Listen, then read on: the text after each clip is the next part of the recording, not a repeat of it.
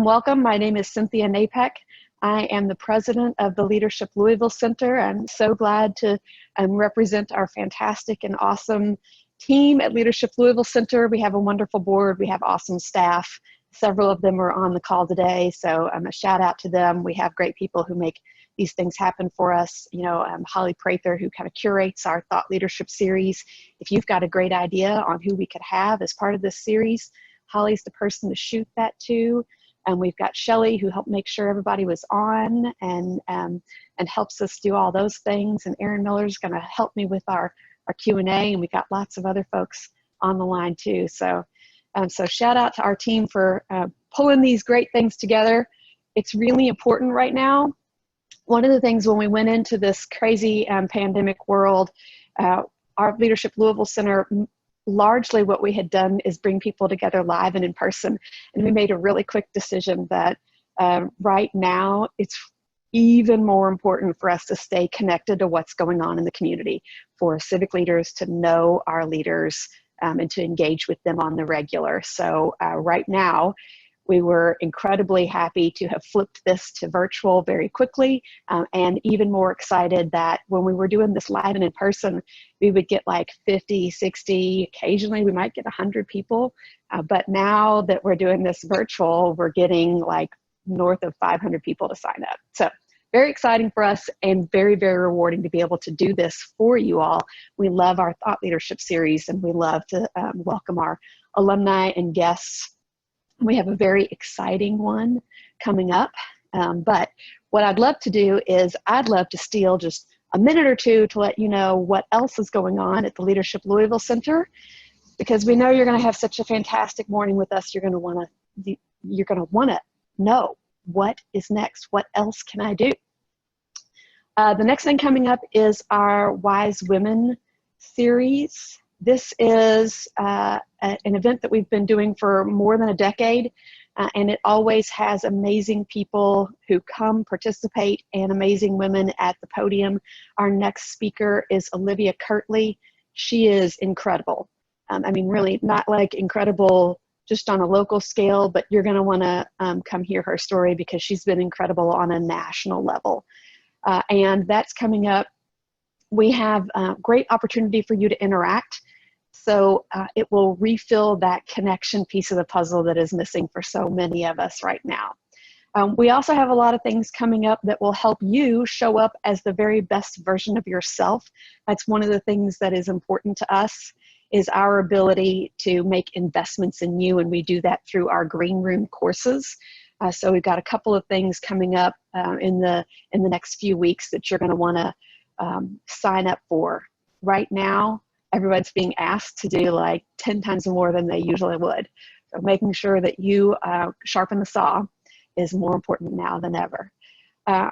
Green Room are like half-day, one-day learning opportunities. There's some tuition involved. We promise it'll be worth it, but we also know that sometimes we just need to introduce you to what we've got going on and make investments in you before you make an investment in us. And we do that through our Green Room micro-learning offerings.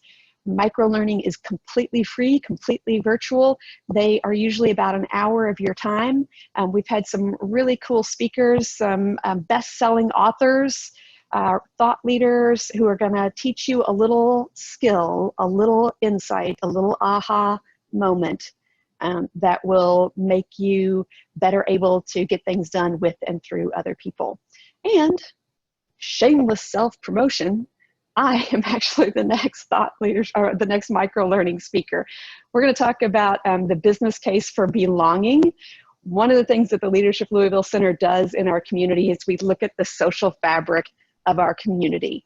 And we're going to talk about social fabric and how that is an important thing for our businesses, and how it's actually an economic driver, how it will make your business more successful if we focus on belonging. What is it? How do we do it? So come hang out with us for our micro-learning course coming up soon. And stay tuned for more things coming up, both in our Green Room courses, in our civic learning, all sorts of good things. You can stay connected with the Leadership Louisville Center. And don't worry, we'll email you. No worries. You always know what's going on here. We are able to do all of this cool, awesome stuff because we have amazing partners in our community. Our objective at Leadership Louisville Center is to do amazing, top-notch leadership development work, and we want it to be accessible to all the folks in our community. And the way that we do that is we have partners who make those investments. We have partners who say yes. All of the greatest solutions to all of the things that ail us in the community are directly a result of the quality of our leaders. And so making investments in that is important. And Baird is one of those community partners that has said, yes, you're right, that is important. Making investments in leaders is our path forward.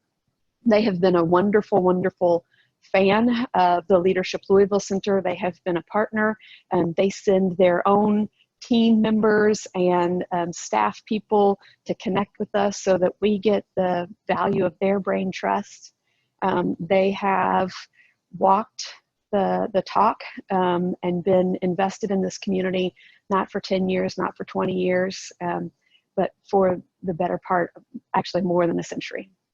So it's my great pleasure to have with us Jim Allen to represent the fine people of Baird. And I'm going to kick it over to him to give you an official welcome from Baird. Great. Thank you, Cynthia, and good morning, everybody. Cynthia, you and your team do such great work, and you deserve tremendous credit.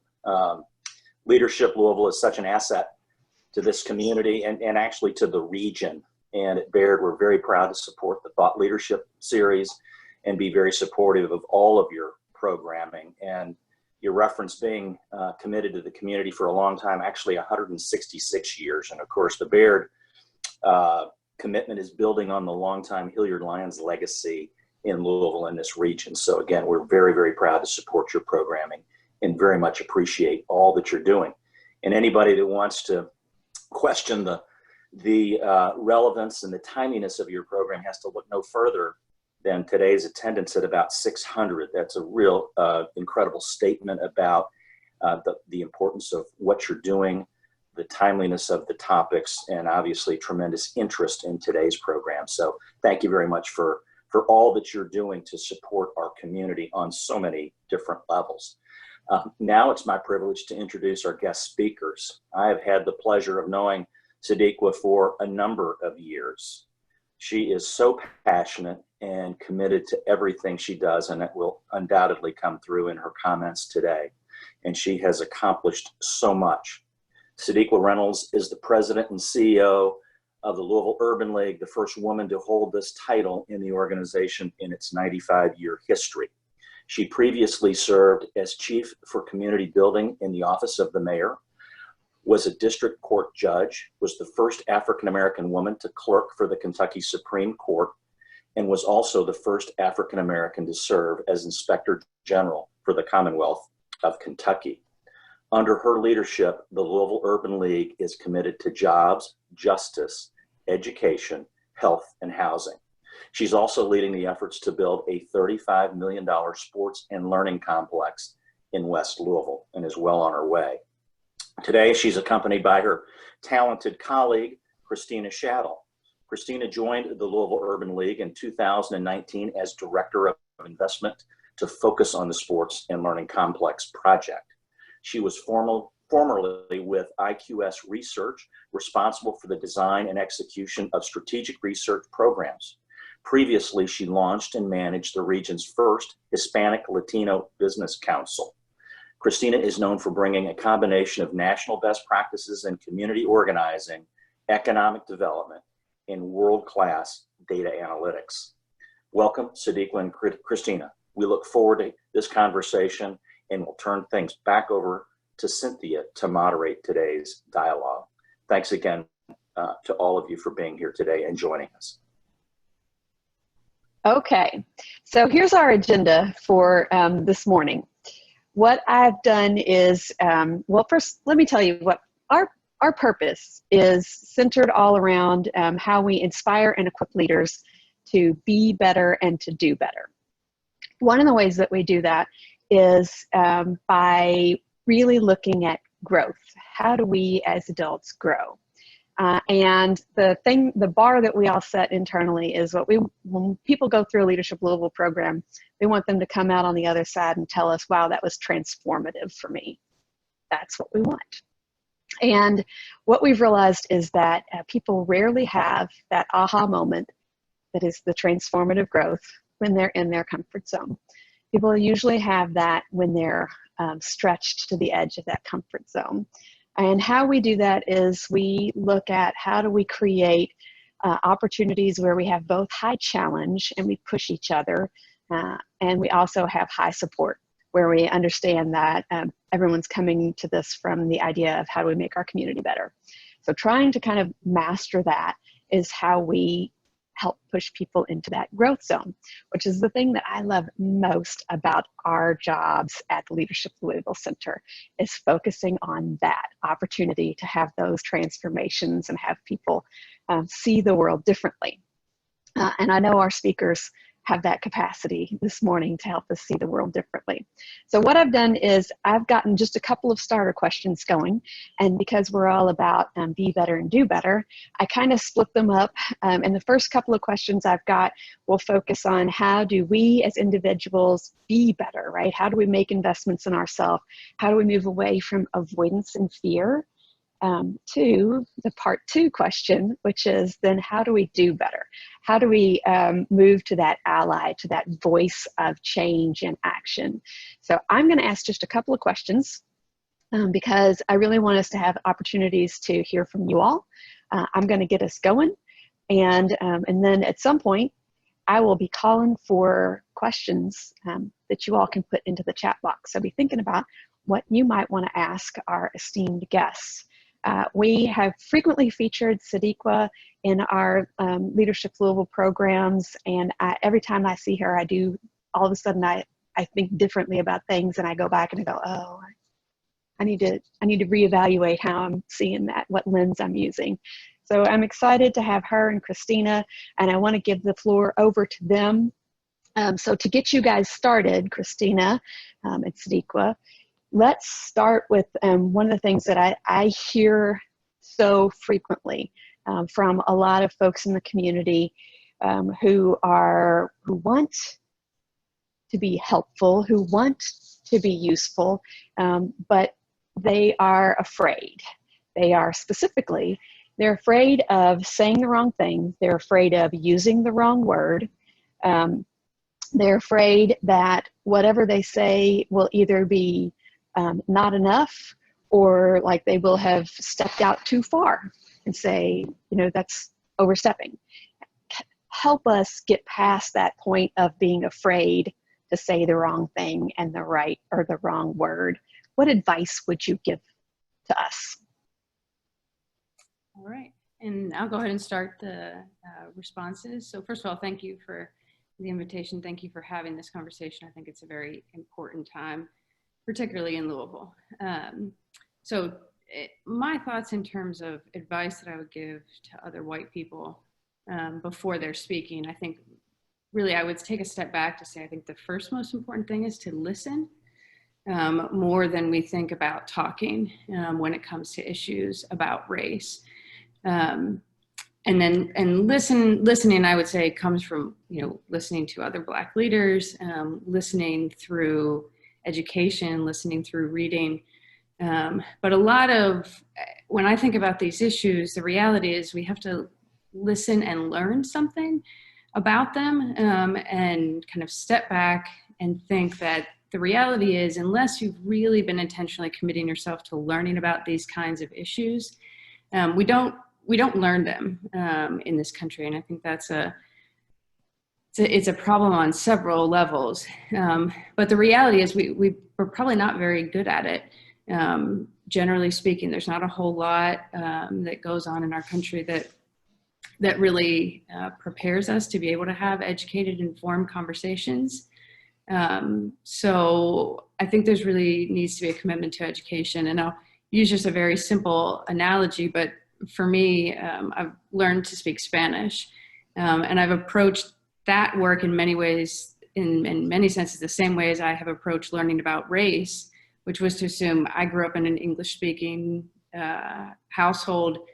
There, I had to learn how to say everything, right? How to say everything, from how to say my name to basically how to go to the bathroom, how to ask for help, right? All of the sorts of things that as a grown adult you expect to be able to do well, and you assume that it would come innately. And yet when you learn another language, you recognize that you don't know how to say any of those things. And in some regards, I would equate learning about race in sort of that same lens. We really have to be intentional about how to do it. And ultimately, then I think it allows us to focus less about saying the wrong thing and more about learning to say the right things. So I started that way. Okay, great. Okay, good morning, everybody. How's my sound? Oh, good. Okay, because I have an alternative, but it seems like I'm good. Well, first of all, I do want to thank Leadership Louisville for always being so inclusive, and certainly for using me and for hearing my voice, for making me feel like my voice is valued. Really, since I walked in the door, Cynthia, I think you've always done a good job at that, and same with your team. So, and the Urban League voice, quite frankly. So I want to say thank you. And thanks to everybody who took time out of their morning to be here with us. I think this is an important topic. You can tell by Christina's answer why I would want to be affiliated with her, why she is helping out at the league. She's pretty phenomenal, and her perspective is one that I think people really should be listening to. She is somebody who really does know how to make space, even when people would prefer to defer to her. And I'm sure we'll get to that. That's always interesting when we go into meetings and people would much rather deal with Christina. And I don't know why, because she's horrible compared to me. I mean, I'm so kind and sweet, and she's like this crazy woman. And you'll see that as we go through this for the hour. But I think that I understand. I really do understand white people who want to help, who want to say the right thing, want to do the right thing, and feel very nervous and feel, just sort of paralyzed with it. I see that, and I really do try personally and at the league to make space for that, to say this is a good place to make the mistake. I think what happens when you feel the frustration from Black people and people of color, I think it is because there is a sense that there are people who approach you and act as if they know it all, they know everything, as opposed to someone who's saying, I'm not sure if what I'm thinking is right here, but I'd like to ask you something, or I'd like to say something, and I want you to give me honest feedback, because maybe I don't know, maybe I am using a wrong term. And I think that's fine. But it's this idea of I know everything and I can't believe you're offended, or that is what really is frustrating, because you have to understand from the perspective of someone like me, we have for so long really been disregarded.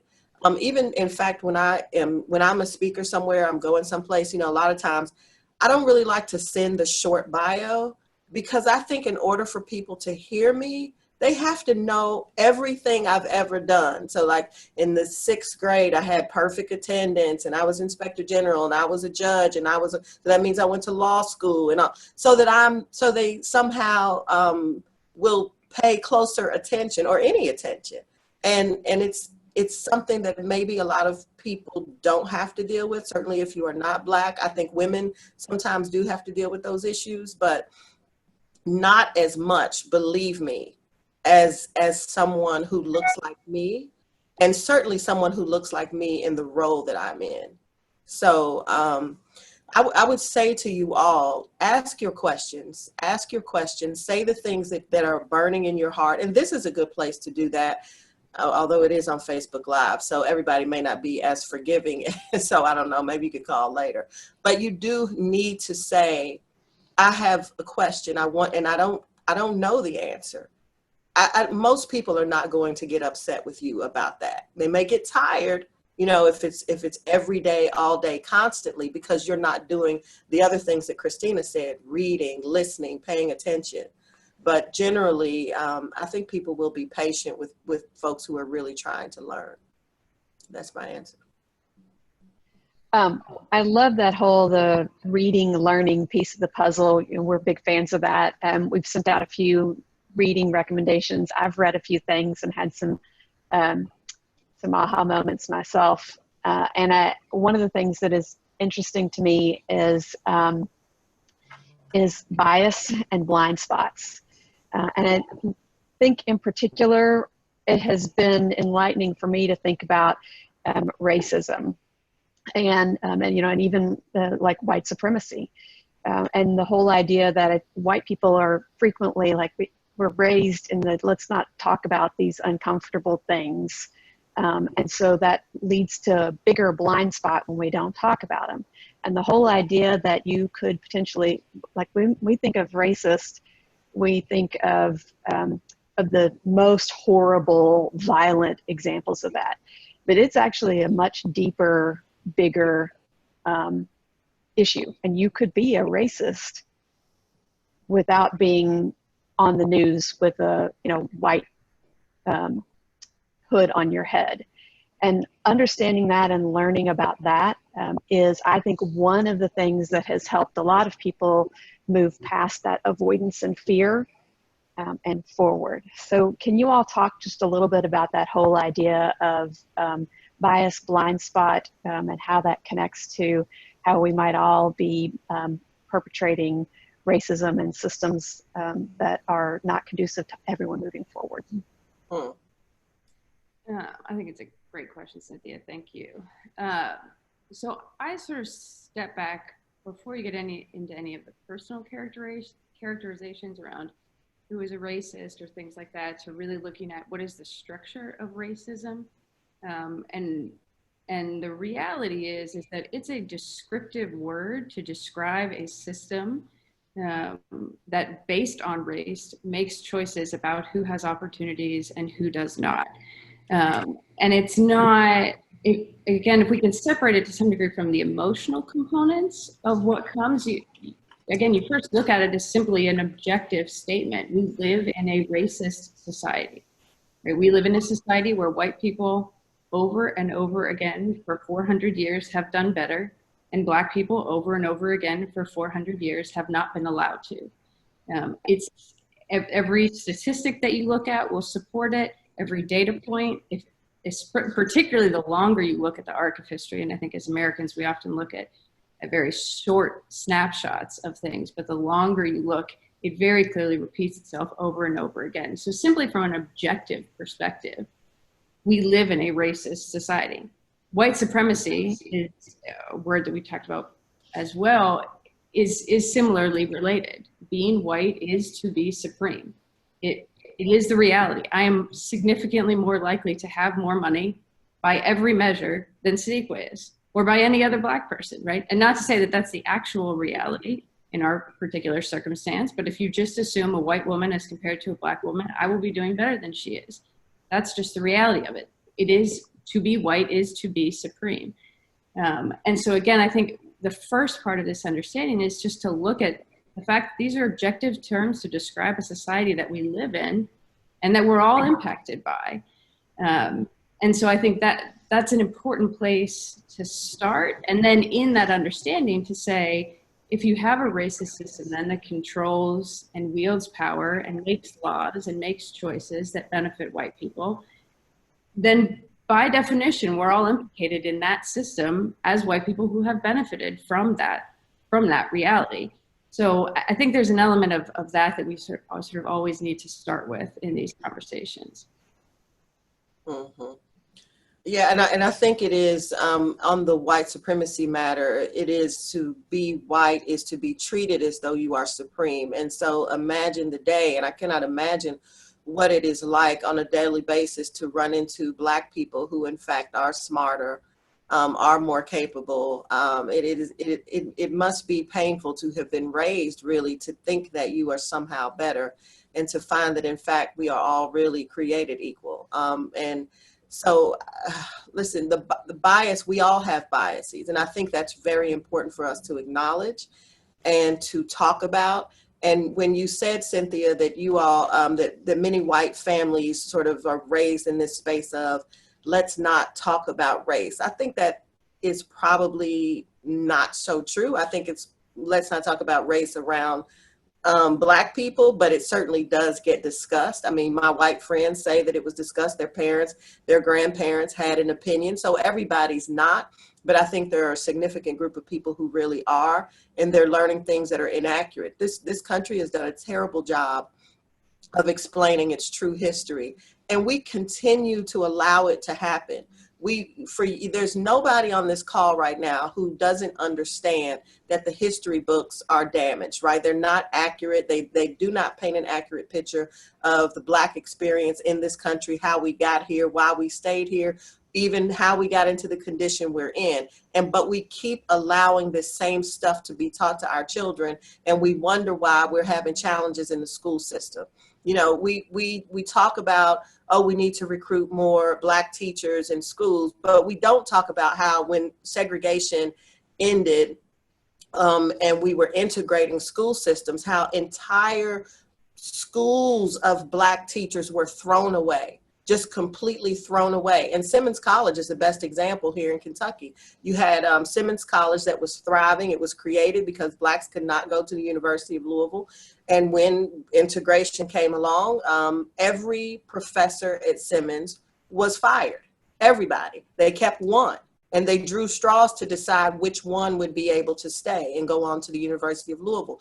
And so now we have these systemic problems. We have all of these challenges, and nobody understands the history of how we got here. So what happens then is you get, Black people get put into these charity boxes. Oh, if only they could, if only this were, if only, but these systems that we are in are working just as they were designed to work. And what we are asking people to do is to push back against the systems that have been created really to leave us out. And every time we figure out how to survive, here's a way, think about people after slavery leaving the South and going to the North to build better lives for themselves. Well, Black people had to get in line behind everybody else, any immigrant from everywhere before us. And so and then, there was a time when percentage-wise, there were more Black families intact than other families.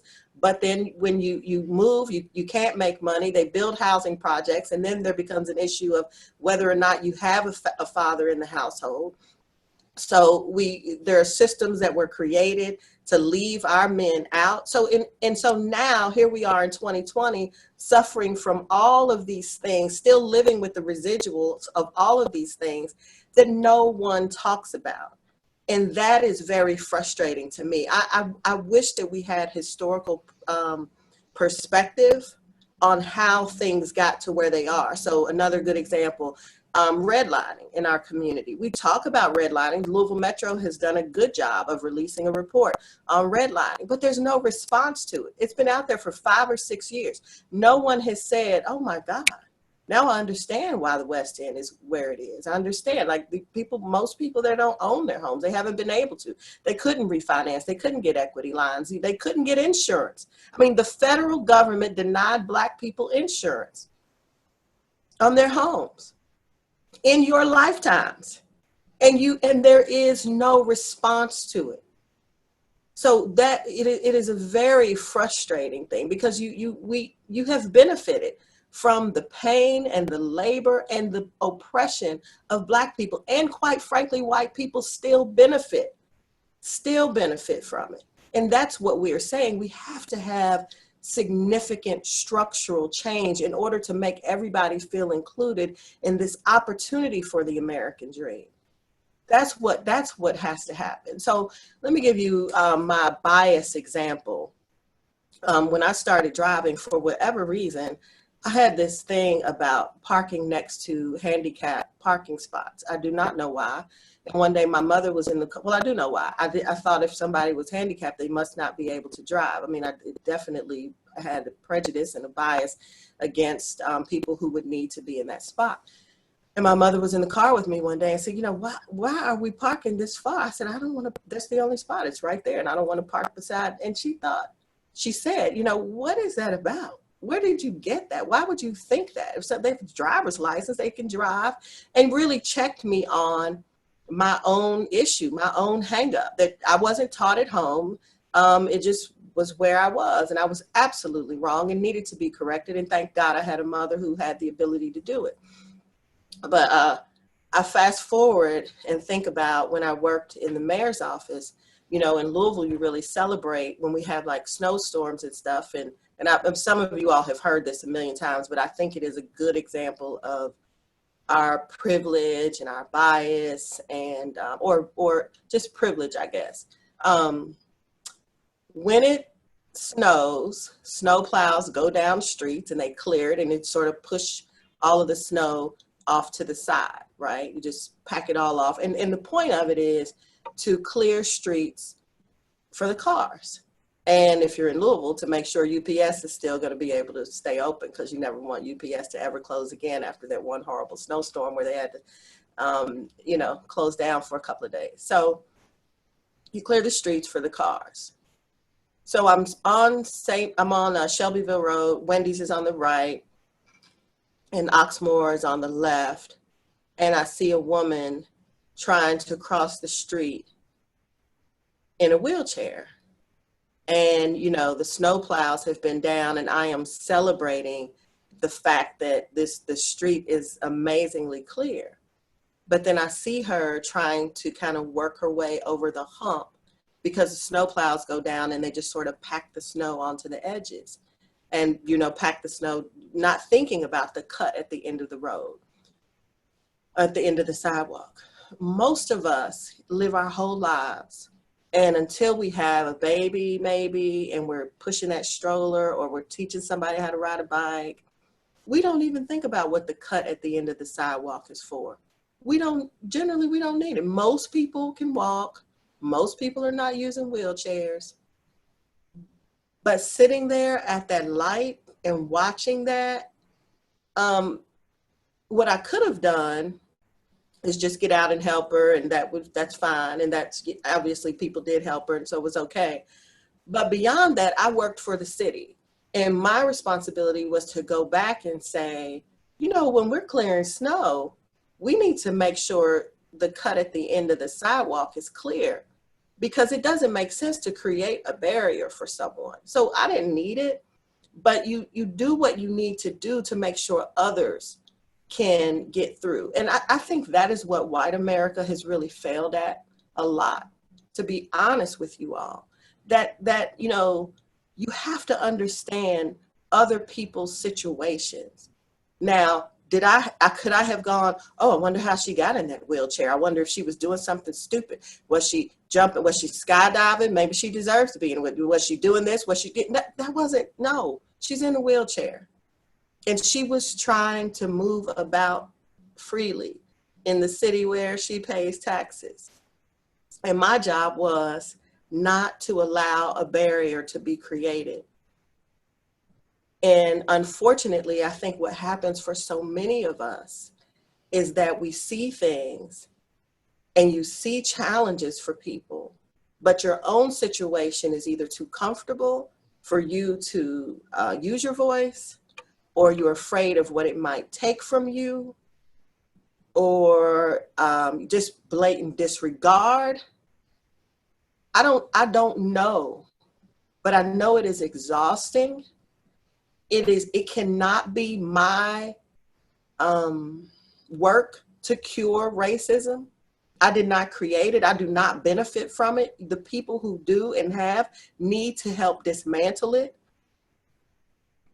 And so, you know, I just want people to think differently about everything, and to really recognize the burden that some of us carry as we walk through the world. And believe you me, we're not looking for it. There are days when I'm just like, I don't want to see anything bad. I don't want to see anything I have to respond to. I'm overwhelmed already by the daily activities. I really don't need any trouble today. So. Thank you. I love that. I have heard that story, but I love that story. It's such a good, sticky, like, it resonates. So thank you for sharing that. So we started this morning talking about things that help us individually move from avoidance and fear. And we talked about the importance of listening and learning. And I love some of you all have put some things in the chat. We got Siddiqua recommended a podcast, and we had someone put in there the link to the Harvard implicit bias test. So yes, please, by all means, drop those in there so that we can all continue to learn. And talking about, you know, how we actually start to unearth some of our bias and how we give them light and talk about them being important things. So I want to flip us now that we've done like a good 15 minutes worth of work on our own selves. Just, you know, not quite enough to get the job done, but it's a good start for this morning. Let's talk about how do we move to the next point? How do we actually do what Siddiqua is asking us to do and use our platform and use our voice to become an ally, to be a voice for change? And then I'm gonna take some questions from you guys. But Christina and Siddiqua, can you give us some help? Let's talk about one, like at an individual level. How do white people support their Black friends, their Black coworkers? Give us one or two things that we can do that help. But then also on an organizational level, what can employers do to help? And let's talk about that for a minute. So I'll start on the individual level. And I think one thing that we can do is, you think about Black coworkers or friends of yours, you can probably assume, generally assuming is not a good idea, but in this case, I would say you can probably assume that they themselves or somebody they know has been negatively impacted by racism. And if it's your coworker, it very well may be in your same work environment in a lot of cases. You can probably start from a sense that people may likely have been wounded in some way by people who look like us, right? And so one, I think there's an element of needing to start with a level of sensitivity to that reality. And not one in which it assumes that we understand what they're going through, but where you're opening up a space that allows somebody to be authentic and to share stories and to, you know, to demonstrate that you recognize that reality, right? I think about it in a similar way to, you know, it could be a situation where, you know, somebody has struggled to get pregnant or has had a miscarriage, and maybe that's an experience that you yourself haven't had. And so you don't ever want to assume that you know what that's like, but you also can recognize that somebody probably has a level of pain that they have to deal with. And you can think about how you sensitively and authentically, you know, sort of gives voice and space to that. So that is one. I think, you know, particularly right now in Louisville, I think would be very naive to assume that people are doing okay with everything that's going on. So that may be a place to start. And then as we think about it on an organizational level, if you think about what can a manager or employer do to support their Black employees, I would say first and foremost, you can try and be sure that Black people are able to excel in your workplace, right? So they should be paid equally, first and foremost. And that's not even about excelling, right? That's about basic parity. And the reality is most of the time that's not true. So one, there are issues of basic parity. You can train people, invest in opportunities. And then you can give people opportunities to get that promotion. You can support them when they're in that, right? Like the biggest way to change people's circumstances is for them not to always be the person who's in the lowest rung of the organization, right? That person needs to achieve, other people need to see them achieve. And the same basic things that you would do to invest in any other person who you think has promise, we need to do those same kind of things for Black employees who might work at organizations that we're in charge of. So those would be my two thoughts. Okay. So let me say this to you all, because we're having an honest dialogue. You hold Black people to a standard that is almost impossible. Now, white folks can come into the office and they get to fail. They can be average, and they could not work out, and you go back and interview, and if you get another white person, you're fine with that.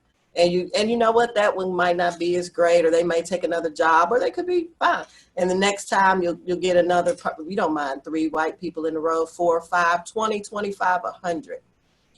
Hire one Black person who is tardy regularly. They do the job, but they're late. That's it. That person has ruined it for everybody. That is the standard. That is the standard that we are held to. You need to be perfect. I mean, it is impossible. It is insanity. I mean, and that is one of the biggest. You're talking about an employer. As an employer, first of all, you generally, the net doesn't get cast wide enough. It is just, most of us, and it's easy. You hire people you know, or somebody you're exposed to. You hire someone because you've heard about them. You know, when you're recruiting. I mean, certainly there are times when you post the job and whoever comes through. But I do this implicit bias class that I've taught with the Perception Institute in New York. And they had a situation. I love this example that they give. They have a resume of a man whose name is Tyrone. I don't remember his last name, so I'll say Tyrone Baker. So Tyrone Baker sends his resume with his name, Tyrone Baker, and it says he was the president of the Black Law Students Association, and it says all these other fabulous things he did when he was in law school. Nobody calls him. He changes his name to TJ Baker. Same resume, same, clearly identified as the president of the Black Law Students Association. So you can tell, I mean, you could assume he's a Black guy. He gets plenty of calls. So it's not even just race in that case, it's the name. It's the name. Think about that kind of bias. Think about just somehow these same law firms looking at the same resume and not being able to get past the name. That's one thing. Secondly, I think you really need to be intentional about casting your net, reaching out to organizations and people to say, we just want to interview everyone. You know, if you know of anybody, send this around. I think that's really, really important. I think in the workplace, you really have to think about how people feel. What would it be like for you to go to work every day with all Black people? What would it be like for you to go to a restaurant and everybody at the table, all around you, everywhere, is white, is Black, not white? That's generally. But what if it were reversed? Just imagine what it is like to constantly be the only or one of two, and how many times a day we just defer. We just decide, I'm not going to fight this battle. I'm not going to raise this issue because I just don't have the strength. And you're the only one. So, I mean, what can you do in the workplace? You can be honest about your failure in the past. Not everybody, and I don't want to beat up on anybody. My goal is never to burn a bridge. It is, and I know lately it sure doesn't seem like that. But if I do burn it, I'm gonna blow it up and ain't nobody going over it. That's a whole different story. But anyway, my goal is to help people. I want the world to change, sincerely, from the bottom of my heart. I want the world to be different for my children. I do not want them to have the same battles that I have had. And so that means I want to say things and have people listen. I want to engage in conversation. I still want to learn. So, but I think we really owe it to each other to be honest. And I think there are a lot of Black people who are not honest with white people too, to be quite frank with you. I think that there are many of us we feel like we're in jeopardy of losing our jobs. We don't want to be seen as a complainer. So we don't say anything, even when we're asked. We work our way into these phenomenal positions. We're the vice president of such and such. But when the president calls us in and says, you know, what's going on with these protests? Why are people so upset? Our answer, I don't know. I'm not sure. We're not honest. And that's out of fear. That's out of concern sometimes for ourselves. sometimes it really is that there are people who just simply don't identify. They may be the same race. I'll use like a Clarence Thomas example. I mean, he is not useful to Black people. It has nothing to do with being married to a white woman. I do not care at all about who people choose to love. The question is, when you get to there, when you arrive in the place, do you use your voice to help other people who look like you, who need the support? And that doesn't mean only us, but it certainly means being intentional around that. I think some of my most fabulous mentors have been white women, honestly. So I have certainly dealt with some folks that we would call Karen these days, but I've also dealt with some wonderful women who have made space and helped to pull me up and helped to put me into positions, or at least talk me into trying some things that maybe I would not have tried. So I think there are lots of things that you can do in the workplace, even to make it welcoming to Black people. And I want to say this, because right now we're in a time when people say, well, what about saying people of color? I do think it's important to talk about people of color, but also please understand, Black people in America have a particular history that nobody shares. Our situation is not the same, and we have not ever been repaired for that damage that we still live with. And so it is important for us to have conversations about the relationship between Black people and white people. And I used an example when I wrote The State of Black Louisville about Monopoly. Imagine playing a game of Monopoly for 400 years. You get to buy whatever's on the board. You're all playing all this time. And then all of a sudden you got these Black folks who say, well, we'd like to play. Well, where do they begin?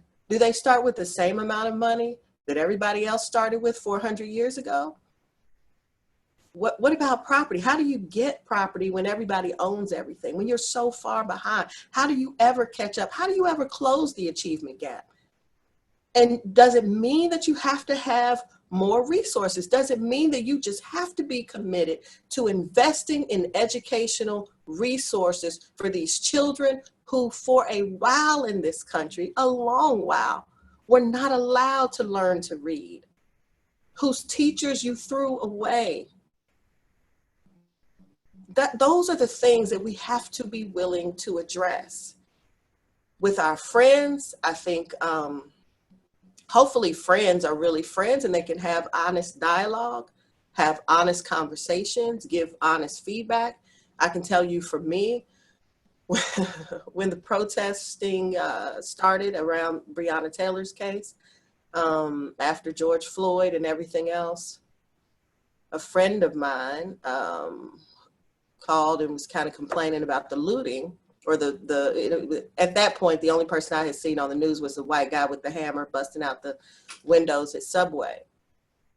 And while I do not ever condone violence, it is interesting that sometimes you don't get anything changed until you see violence. And that is an unfortunate response for America. But it was really not until the next morning that our chief was let go. But anyway, the complaint was about, I understand peaceful protests, but I don't understand why people would be violent. I don't understand that. And I said, well, I just want to say this to you. You remember when Kaepernick kneeled and you told me that you felt like he was disrespectful and you felt like there was a better way for him to do it? You said that, that's not what people want to see on a Sunday. This is what happens when silent protesting, a man kneeling on a football field on a Sunday afternoon, disturbed you so much that this is what happens. This is the alternative to that. And I think people who complained about Kaepernick kneeling, I think people who were silent when they watched his job be destroyed, his career be destroyed, really. People who were silent, who said nothing, who did nothing, have no right to tell Black people how to protest, how to express our pain. You have lost your right to critique. And that has to be said. because we have, in my view, done so much to attempt to compromise, to ask questions, to be respectable enough. And we can't be. We can't be. I mean, in South Carolina, in order for them to finally change the flag, it took them to see a Black legislator be killed on a night other than a Sunday night. He wasn't just in church on a Sunday. He was a more than Sunday church-going Black man. It took his murder. It took those murders for South Carolina to say, perhaps we should change the flag. So listen, this is not easy. This will not be easy. I am not saying to you, we can change the world and it's all going to be fine. It's going to be very difficult, but I think that we can do it. And guess what? Here's the beautiful part. We don't even have to be in charge of changing the world. You and I can just start with Louisville. We can just start right here with our city, making this city hold people accountable and changing structures in this city. So, and I have to say something else too. I think sometimes it is the inclination of people to go to the Black person who makes them feel comfortable and gives the answer that you want. That isn't helpful. You need somebody with some courage, with nothing to lose. Okay. Yeah, I think we all need a little courage. So speaking of courage, I want to give everyone the opportunity to extrovert their questions. I'm gonna try and, I'm sure they will come through fast and furious, but I will try and read them off as they come through the chat. And also I want to offer you this opportunity. As Siddiqua mentioned, we're on Facebook Live. If you prefer a little more low key, but you've got a burning question, you can private message your question to Erin Miller, who's going to help me. So if you've got one of those questions that's like, I really want to ask this, I'm not sure if I've got the courage to ask it today, go ahead and put it in a private message to Erin, and we'll try and get some questions going from our audience. They've been quite eager typers as you all have been chatting. So I'm hoping that they will be quick on the questions here. While we wait for a question, well, actually, let's see, we've got, let's see if we've got them. Yeah, okay. So question for you. I've been reading and learning all the ways I've been a racist. This is from Abby Piper. I keep reading and leaning into the discomfort. As part of that, I find myself referencing marginalized communities when referencing West Louisville. And I know that, it moves, and I know that that's me skirting around naming them. What is another term I should be using? How can I be more responsible in my language around this? I don't think there's anything wrong with marginalized at all. I also think you could say just disempowered, you know, a community that hasn't been invested in, community impacted by redlining, a predominantly Black community. I don't have any issue with marginalized. It is true. I mean, we have often been treated as though we were insignificant. So it is a good description of how Black communities have been treated. How do we recruit people of color to professional areas where we need more representation, where they might not necessarily want to go?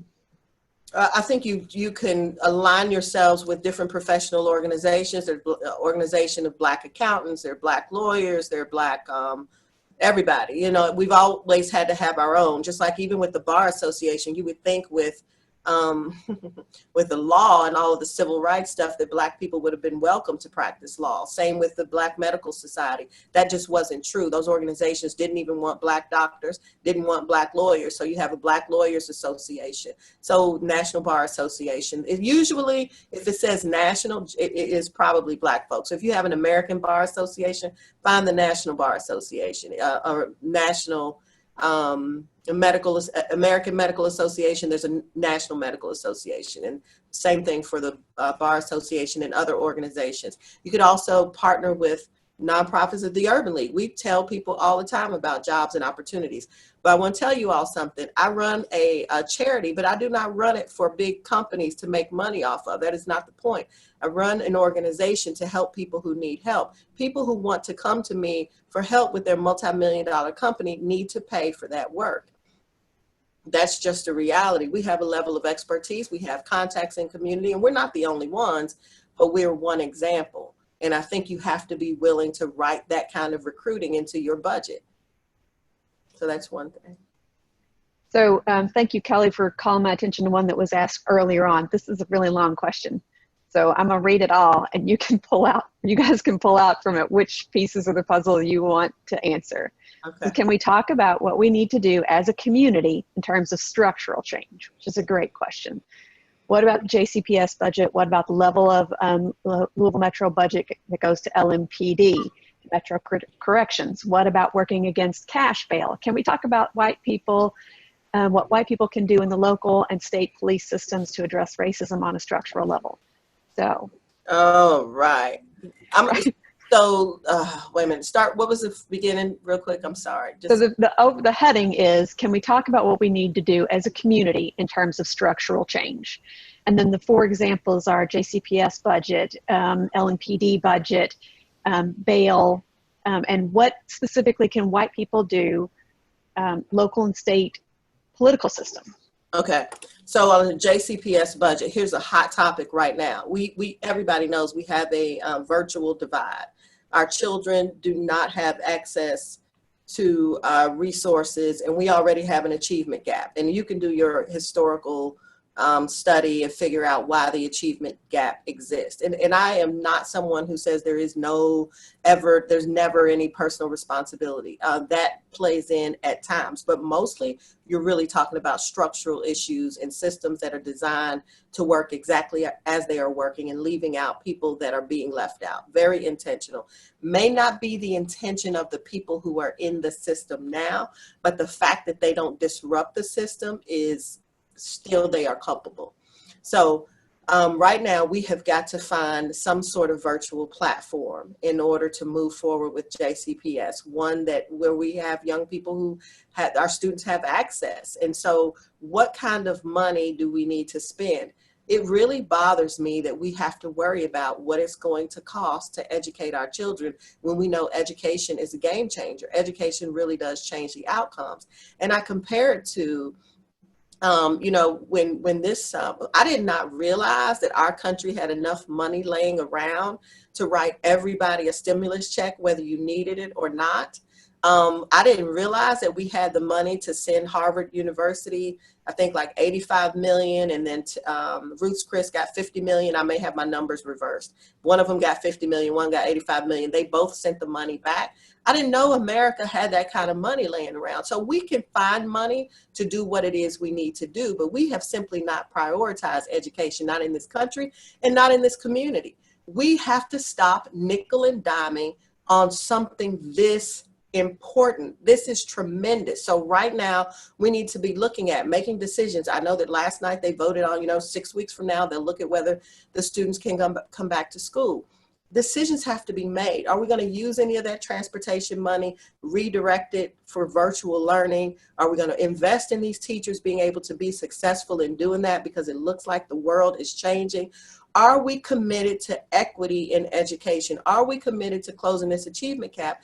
And if we are, when we look at our budget, does it reflect that? That's what I would say about JCPS. They've gotten, $9 million somewhere for PPE. Are they going to have to buy that? Or are we going to say, you know what, 6 weeks, then you're going to get into flu season right after? Like, we're not bringing those kids back to school. We need to make some decisions. We need to spend this money and get the best technology imaginable to help close these achievement gaps for our kids.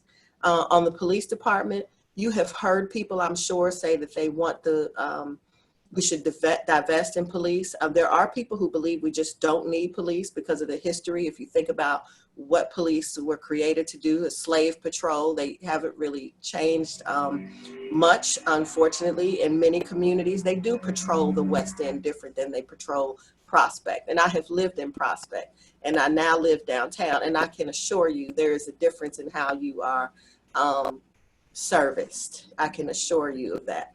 Doesn't matter what car you drive or how you look. And the Reverend Cosby pullover was an example. There's another young man in the video. There's another example. So we see it all the time down here. There are some of us who are saying divest, in that stop paying police to do work that should not be police work. Remove the money and remove the work. So for example, we obviously have a problem with mental illness in our community. We obviously have problems with drug addiction. And I mean, in this case, Louisville. We need to not have police responding to those things. Is there a better first responder?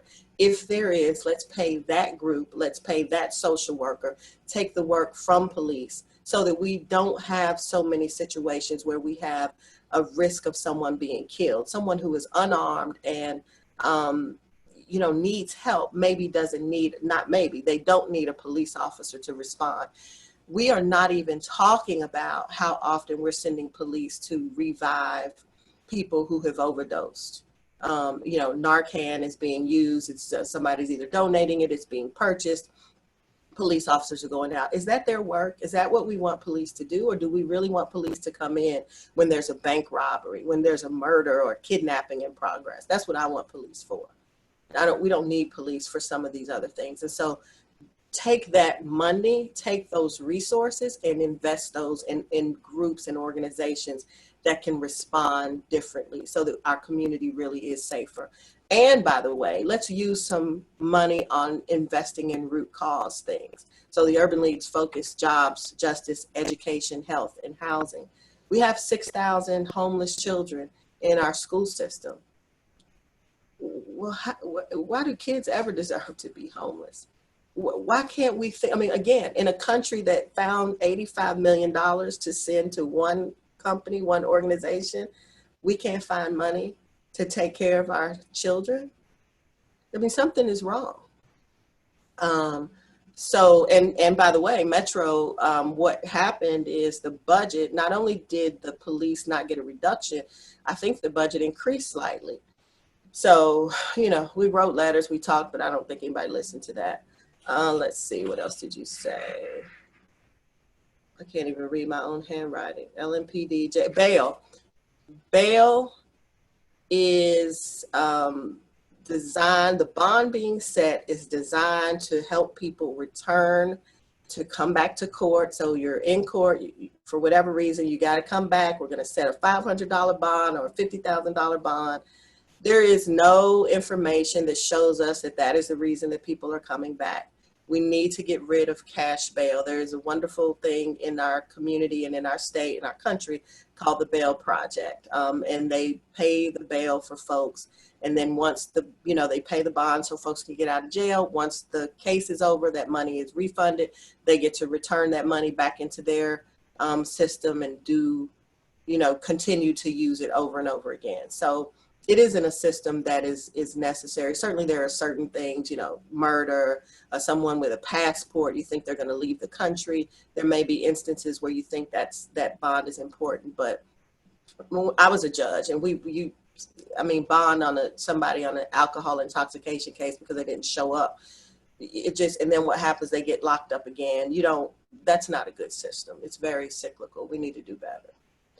And then statewide, I think all of the things that you see locally, we have to work on statewide too. I think those things are important. Structurally, again, the focus on education, a focus on spending. You can talk all you want. I am over any elected official using their word. Use your pen and your money to show me what you love, to show me what you are committed to. That's what we have to push for, because that's how you really set policy. You set policy by how you spend. If you believe education matters and you pay $1 for education versus $5 for policing, then you don't really believe education is the game changer. Because I promise you, if people believe that they could get access you would see different responses. Even at the league, we work with people. I'm working with 2 young men now who want desperately to change their lifestyles. One of them has an opportunity, has a great job, not quite enough to go to school. He wants to go away to college, and he needs to get away from this community. But it is there's so much. The layers are so complicated. I want to tell you all. Go ahead, I'm sorry. Sadiqa, I just want to give you kind of your time check because we got a whole bunch of people who want to ask questions. Okay, go ahead. So I don't want to cut you off, but. Cut me off, I'm fine. Go ahead. Okay, all right. And we did promise that we'd take a few questions if people wanted to throw them to Aaron, so I'll check in with Aaron and say, does he have questions? And then we'll kind of do speed round and get through a bunch of questions. Yeah, I've gotten a handful, and I know we are running short on time. So the next one, and actually this one might go back to Christina. It's how do you address when people, organizations, and friends want to group all diversity conversations, Black, LGBTQ, et cetera, into one as if it's all the same group, as if it's just one answer for everything? You have to push back because that's wrong, would be my very short answer. And as Siddiqua talked about earlier, particularly the need right now to distinguish between Black as opposed to people of color is really, really important. But every group has their own particular issues and experiences. And again, I would go back to my language analogy. You can't assume that if you learn Spanish, then suddenly you can speak to people who speak 7 or 8 different languages. You've got to actually learn 7 or 8 different languages. I've gotten 2 questions. I'll keep going, Cynthia. 2 different questions that are back on the education topic. And it's around busing and how that has impacted the West End. And there's a new plan to support neighborhood schools and investment in West End. Do you see this as the right next step? What more needs to happen in the education space? Black people do not trust white people when they talk about neighborhood schools. We believe it's code for you stay in your neighborhood, we'll stay in ours. We have no reason to believe that you will fund our schools in the same way that you fund yours. We do not believe you. I mean, just to be quite frank, and that's not me not believing you, Aaron. I'm saying just generally, the system has proven that it does not value our children. And so our deepest concern about neighborhood schools is that all of a sudden you have these schools that are not funded, don't have the resources that they need in order to be successful. So it would take a lot of discussion. I'm very curious about the new assignment plan. I think Marty is a good man. I think he's trying really, really hard, and we work with him. We're trying to do that to make sure we understand, because in every way I want to align with JCPS and everything that they're doing that is right. We want to be solidly aligned, but we have to understand first. And we know the code words. We hear the dog whistles. And that's one thing I think it is important for people to know. Nobody's stupid. I mean, we just don't always have time for every fight. You want me to keep going, Cynthia, or you got something? Do one more, and then I've got another one over here. Okay, so this one, what can be done to safeguard minorities' right to vote, since the Black community is being made to feel disenfranchised and the Latino community is intimidated by deportation, even though they are citizens? It goes on, but that's the basic question: is voting rights. I think you need to push back on elected officials who say we have to have state IDs. Why? Kentucky is no state in this union. It has a bunch of voter fraud happening. So anytime people create a barrier to voting, you ought to be very concerned, and people must push back on that. In Portland, Oregon, I called the Urban League there, was talking about something with, how I was voting, whatever. And she said, I haven't been to it. I don't go out to vote. They mail me a ballot and I mail it in. And I'm like, what? Well, why don't we do that? That would be so easy. And no application needed. You're a registered voter. You're going to get a ballot in the mail. We should make it easier for people to use their voices, not harder. So anytime you see something like that being made more difficult, use your voice. Just speak up, speak out, and you would be amazed at the response you would get from an elected official. They care about you. They know you are voting. You are someone who at 9 o'clock in the morning is on a conference call around what can white people do. Your voice matters. They will hear you, and they will hear you more than they will hear somebody like me, who they constantly hear from. So this is kind of connected to that use your voice piece of the puzzle. There's a question about when you're at work and you see something and you're like, oh, that's a racist policy. And you're trying to elevate your voice. are there any tips that you all have seen work with people? What are the, what are the rhetorical tools that you can use that help actually move that forward in a way that creates the change you want to see? Christina. I would say use your voice in the meeting. I think very often we see things and then you go sort of off to the side or back to your desk, or in a COVID world, you click out of your Zoom meeting and complain to somebody on a text message. Use your voice in the meeting to specifically address what it is that you're hearing, and also ask questions. Just stop people and ask questions, right? People who know me know that I do this all the time. Why are we doing it that way? Is there another way we could do it? What about this? We said the policy was that, but then this is this. This seems inconsistent to me. What about that? Just ask the questions, but you have to stop and ask it in that moment when things are happening. Yeah, all the sidebar is not as helpful. And I want to say something about what Val Jones is saying. She's saying white people can show up by putting their money where their mouths are, their hearts are. And I think that's right, supporting organizations that do the work. I also want to be clear about supporting Black leadership. I think it is important and imperative that people understand that we have talents that in our community, we have the answers to the questions, right? We are every day living this work. I am a part of the group that I am trying to serve. And so my voice matters, my ideas matter, my answers matter, and they are informed. I happen to have a very good life generally, but I haven't always, and I certainly still suffer from all of the racism that other people are feeling and experiencing. I am not set apart in any way, shape, or form from that. So my decisions are informed by my experience as a Black woman in this city and in this country. And I think it is to be respected. What we see in Black communities is that a lot of times wealthy people think because they're wealthy that they are somehow smarter. And that is just absolutely false. And it goes back to the comments that Christina made in the beginning, this idea of white supremacy. Our country treats white people as they are supreme, but that is not the case. And so if you want to help, work with people who are already helping and already doing the work. And I think you have to support Black leadership. And not just Black leadership at the top of an organization that is not committed to really changing things for Black people. It needs to be committed to that, because sometimes we have these false fronts.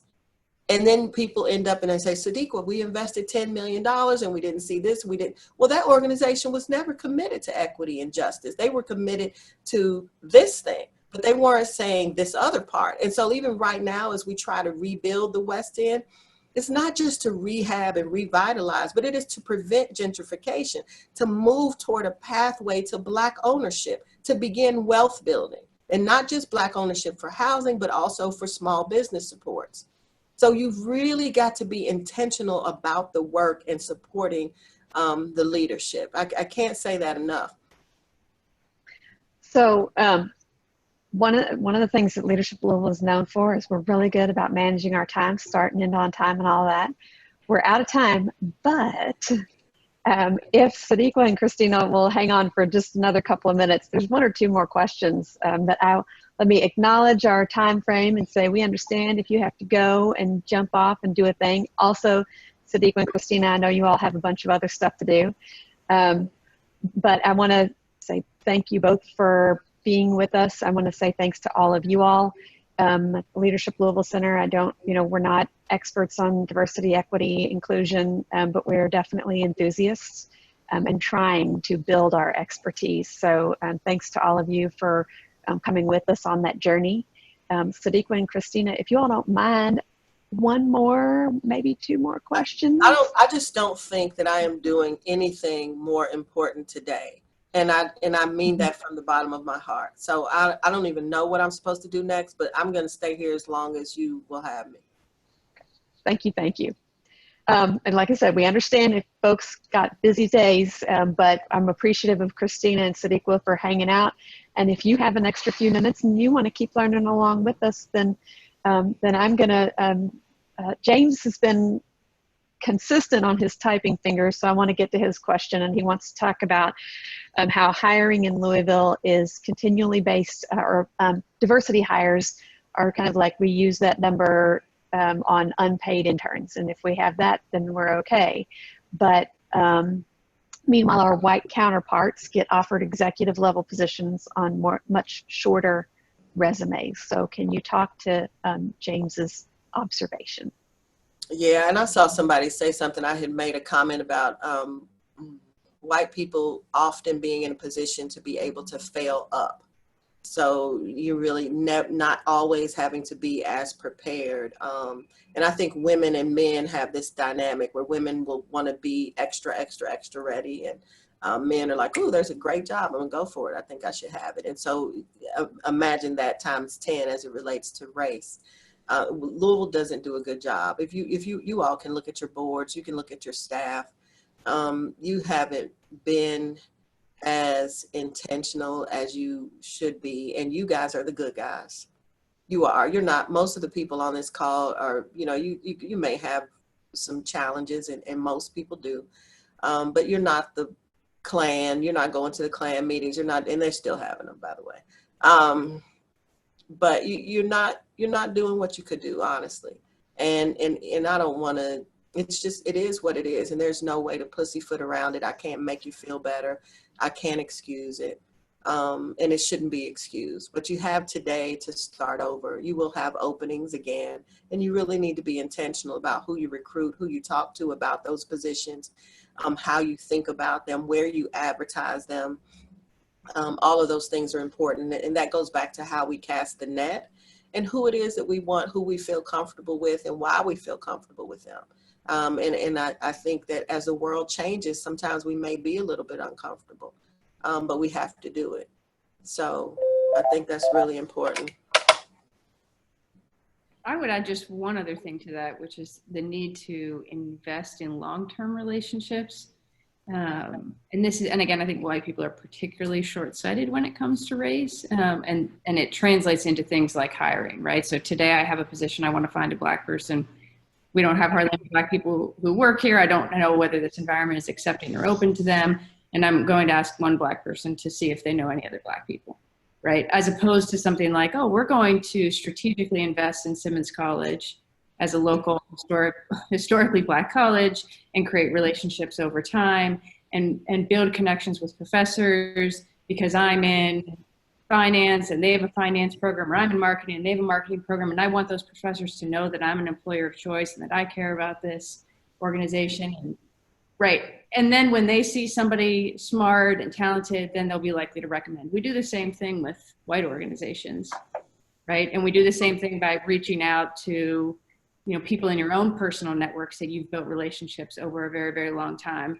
Somehow we don't translate that same level of intentionality and long-term thinking when it comes to finding that Black hire, finding that Black company to help service your organization, right? We find the stumbling blocks somehow become very, very high, and we can't seem to get around them, although we do in every other scenario. Mm-hmm. I'd also say, when you're having panels, don't have all white panels. There's nothing in the world that only white people are experts at. Just stop doing it. I was watching Good Morning America this morning. They had two chefs. One was a white woman, one was a white man. I'm just like, they couldn't find, you mean Black people don't cook? Damn, if we haven't been good at anything else, we could cook. They're not even trying. Okay, so I'm going to read one more, and then there are quite a few. So Aaron, I will ask you to kind of help me read through them and see if we can pull out ones that are not redundant, and, or just kind of there's a bunch of amen and like yes that comments. This one is from Kate, who works with underserved middle school kids, and she's witnessing a lot of the struggles that they have right now, particularly as it relates to technology issues, and she wants to help. So her question is, I want to do more to make sure my students continue to succeed. Is the Urban League or others networking so our kids don't fall through the cracks? So maybe can you all talk about some things that that help in that area?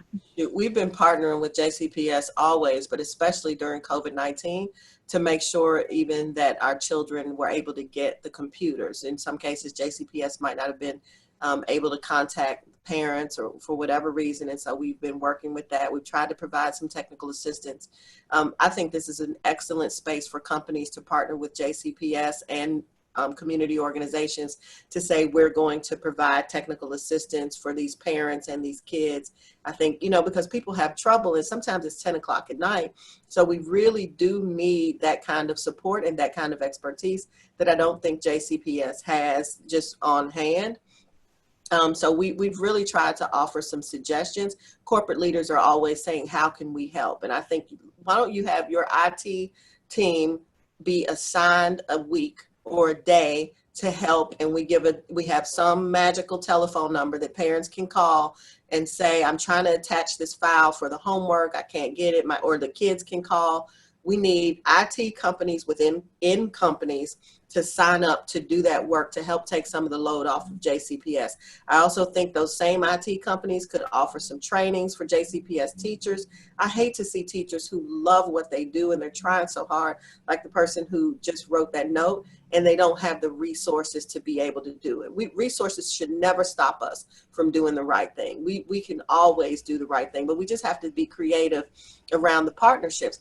Also, it is important to understand that all of these organizations don't have these massive spaces available to organize volunteers. So you have to be patient. Sometimes you want to try to volunteer to help the Urban League or any other organization, and you go, well, I've called 3 times and they haven't called me back or whatever. Well, because we've got 36 people on staff and we don't have a volunteer coordinator. That's not a position that's funded.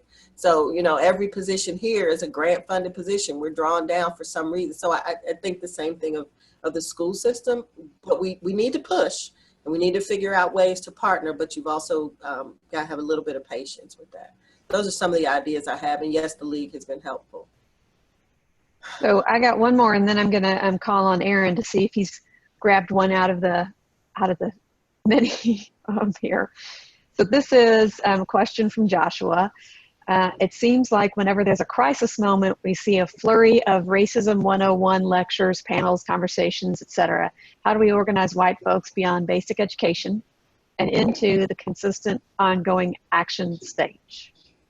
Okay, so I did see that question earlier. I appreciate it. One thing I want to say about Leadership Louisville, I think you really honestly, sincerely have been working on these things for as long as I have been aware of, at least for the last 5 years, 6 years. I think Leadership Louisville really has tried, and you've done it creatively because you might focus on an issue, but you do use the equity lens, and I think you've been really intentional about the groups. And I'm not just saying that because I'm not like that, and I wouldn't just say that. So it really is my sincere feeling.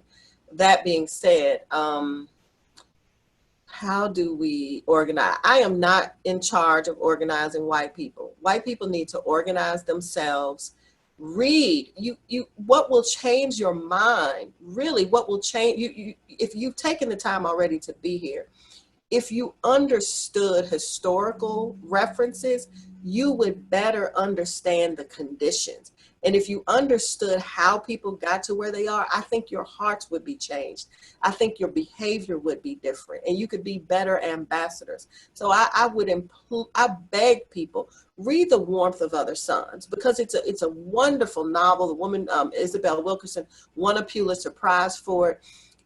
Unfortunately, Black people still need to be humanized in this country. I think the reason that we can be treated so poorly, the reason we can watch over and over and over again people be killed on video by police is because there's somehow you see us as different or deserving something less than what you have, not imagining that could be your child. So we have to be humanized to even really have any access or any ability to almost access everything that this country has promised. So there are books that have been recommended there in the chat. Read those things. Take the time. Listen to them on tape. Make a commitment to understanding better why Siddiqua would say the Urban League is not your investment in the league is not about charity. It's about righting things that are wrong. Us building a $52 million, and we go from 35 million, $52 million sports and learning complex on 24 acres of land that was just open for 10 years. In what part of the community, what other part of our community would you find 24 acres of contaminated land open and available to build on that have been sitting for 10 years? So think about that. Those are the kinds of, push yourself to understand the why. And I promise you, most of you are good enough people that your behavior will be changed. You will be provoked to be a better human being. I'm sure of it. And I would add, just specifically speaking to white people and the component of white people needing to hold white people accountable for this, we have got to be outraged all the time, right? Not just right now. And this doesn't make me, as an example, a particularly fun person at most people's parties, right? Because I've been outraged as long as I've been aware of these issues. And we need some of that, right? We're very good at superficiality. We understand how to go along, to get along, right? We have to make intentional choices. We have a tremendous amount of power. We always have, right? We have a responsibility to use it. And we have to be committed to these issues outside of the times when they're screaming in our faces, right? Because in any other moment, people are still screaming, it's just not in our face. Yeah. Right? And this level of situation, when the rage subsides, it doesn't subside, it goes behind doors that you don't see, right? And we have to be sharing in some level of that similar kind of emotional response. Yeah, and I want to say when these times get tough and people call on me, I understand very clearly that they're, people say they're using you. Well, that's okay. Use me. And I'm using you too. You use me to be educated. I want to use you to change the world. It is fine with me. It is important to have the conversations. I think it's so important. And can I just tell you all something about being a Black female CEO in Louisville, Kentucky, and having Christina Shadle work with me and for me. I mean, let's just be honest, right? Like all the checks that leave the Urban League have my signature on them. But that does not stop some people from coming in here and just wanting to look at Christina to ask her, what do you think? And Christina had been here probably 2 days. How long had you been here, Christina? We don't say who the meeting was with, but how long had you worked here? Not technically started yet.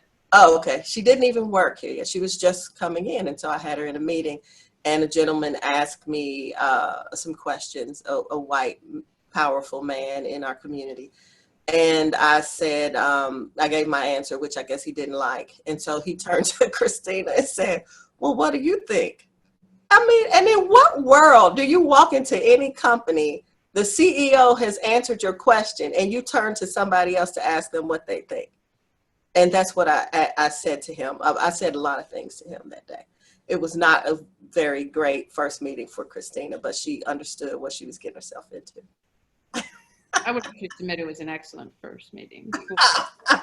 We're going to encounter, right? Because that's the reality of it. The amount of times that we've talked about the numbers on the sports and learning complex and people immediately look to me as though I might be the only person who can do math in the room. I mean, it's insulting. And I can't even imagine how Siddiqua feels about it on her side. But I don't appreciate the question and I don't appreciate the assumption that I would know better. It's funny, and she'll call, and I know you all have to go, but I just want to tell you, Christina, sometimes at the end of the day, she'll say, oh my God, and did you see, and I said, girl, if I get caught up on all that, I would never get anything done. I saw it all. I just don't have time. I'm moving on. Let's file it. We'll use it some other time. It's okay. Let's just get it done. So, just get it done. But there are days when my tongue is bleeding. And finally, I have to. And then there's some days when I just do not suffer fools at all. So one of the things that I feel like we need to do this on the regular, because we could fill the next 4 hours with the what's in the chat. So what I want to do is I did ask Aaron to kind of read through and see if there one in there that we haven't talked about, and let me see if he's got one more good one. And then do have a good one. Okay. And then, so this will be we'll close out, and I apologize to everybody else because there's several other that have been sent to me privately, and so I apologize for not getting to all of them. But this one is about we need more Black people in political positions. How can we make that happen? How can we get more people to run for office? This is not a question about whether you're running for anything, Siddiqua, because I've heard you get that question 100 times. I'm not. How do you get people? Well, go ahead, Christina. Well, your thoughts. I would say, white people ought to sign up to vote for Black people and sign up to help fund their campaigns as a start. And to the extent that Black candidates knew that they were going to be met with that level of support from, the masses of the people and the people in terms of funding, I think the realities would change in terms of people stepping up, because it's certainly not for lack of Black individuals who have great ideas or good leadership. Yeah, that's the thing is the fundraising. It is the fundraising. I mean, that running for office and being able to successfully launch a campaign has to do with your network and who is committed to you. And it's so funny because you find yourself in a situation. When I was a judge and I had to run to keep my seat, and Erica Lee Williams was running as well, and I would go try to raise money from people, and they'd say, "Oh, I'm already supporting Erica," and I'd say, "Well, you know that we're not running against each other." "Well, no, but we've already got our person." And then even when I started in this role, someone came to me and said, "I'm going to take my money from LCCC and give it to the Urban League." And I said, "Well, no, I don't think you should do that. My kids went to LCCC. I think that's a pretty good organization."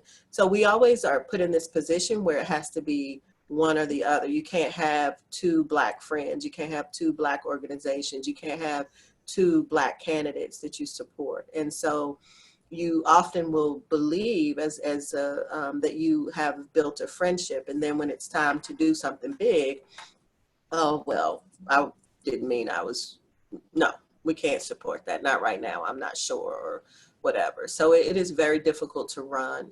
And I just, to be honest, I certainly have thought about running. Never for mayor. I don't want to be the mayor. I don't want the job. But I don't think I could run for anything successfully because I'm me. And I'm not willing to change. So I would fail at that. I already have. So I appreciate your authenticity. I actually love that. I think that's no, it's not an admirable character of leader. It's a required character of leadership. So I appreciate that. I've loved having you, Christina. And I want to invite all of the folks that are on the call. We'll continue this in some form or fashion, and we believe in having the conversation, and even more so, we believe that the conversation needs to turn into action. So keep watching this space for ways that you can participate in moving things forward and being part of action. One thing, if one of you guys wants to put into the chat box, I do think Siddiqua, the letter that you and all the different colleagues penned had some really interesting actionable items in there. So if we can put a link in the chat box, folks might be interested in reading that if they haven't yet, because those are ways that we move to action. And I'm all about the action piece of the puzzle. I want things to be different. And I'm also a big believer in the old African proverb, if you want to go quickly, go alone. If you want to go far, go together. So I'm appreciative of all the people who want to go together, and I'm excited and hopeful about our opportunity to see measured change in Louisville and our country, and I'm grateful for all those who are on this journey with us. So thank you guys for hanging out with us. Again, please come back and visit. If you're an alumni, we love seeing you. If you're new to the Leadership Louisville Center, we can get you involved in all sorts of cool things. So thank you, and thank you to our friends at Baird, and we will see you again very soon. Thank you. Yeah.